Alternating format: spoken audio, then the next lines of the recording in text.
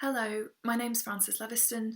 I'm recording this short poetry reading for the John Hewitt Society at home in Northumberland in August 2020.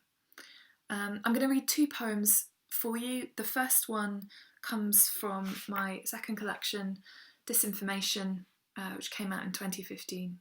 This poem is called A Shrunken Head, and it's about one of the shrunken human heads in the Pitt Rivers Museum in Oxford, which have not been repatriated back to the Amazon basin from whence they came at the end of the 19th century yet.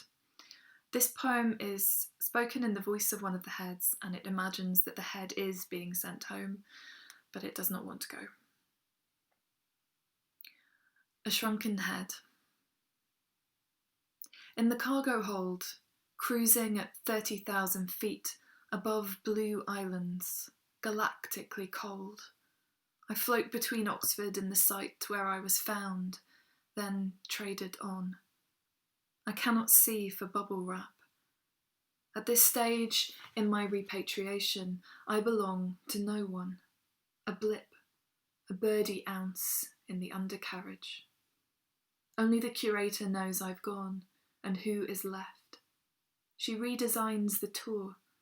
Lizard bones replace me. Indigenous crafts distract with dyed feathers from an absence. So in me, no memory withstood the leather-thonged, moth-kissed costume of an Eskimo, its upright hood ringed with reindeer fur like frost, regarding me for years without a face across the Victorian cabinets. Or a cruel, long spear, frozen in space, dressed like a wrist with jade and jet. Or Bobo, as I named him, his heavy puss pursed like a clown's, like a freshly sprung mushroom, observing silence. I miss being part of the known, quantifiable index, the massive mouths of children smearing the glass case, sometimes shocked and crying, more often delighted to learn of my fate, sneaking pictures for school reports. Their flashes filled me up with light, like water would a calabash, or cauterizing beams from night security did the displays. For hours after, I'd see patterns that couldn't be real, shadow plays, huge birds fighting each other up the loaded walls. I'd imagine hands to rub my eyelids with, lift them, and feel the cross stitches holding me in, my vengeful breath trapped beneath their seals, wanting for the first time in lifetimes to exhale, to spit red berries or the prattle of a curse.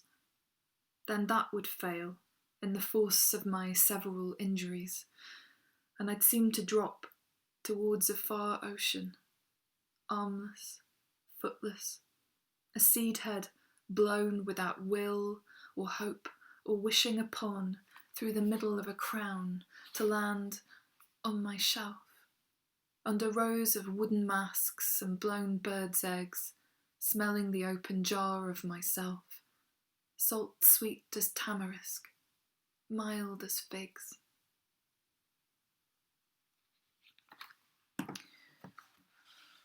And the second poem comes from the very end of my first book. It's called Scandinavia.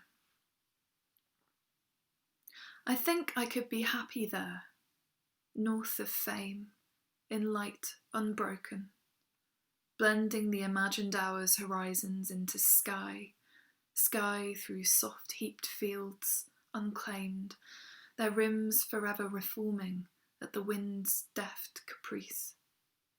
I could try to live as a glass of water, utterly clear and somehow restrained, a sip that tells you nothing, but perpetuates the being there.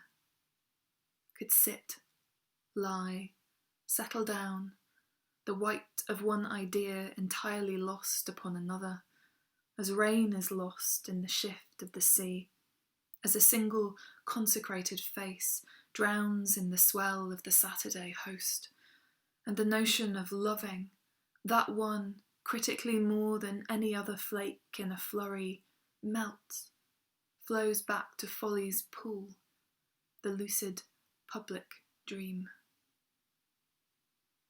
Thank you.